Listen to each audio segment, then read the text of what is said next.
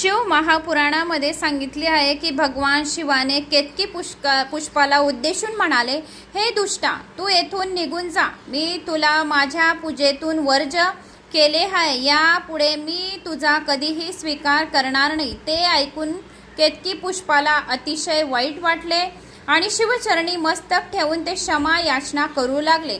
मी अज्ञानी आहे. तुमच्या दर्शनाने माझे दोष नष्ट झाले आहेत.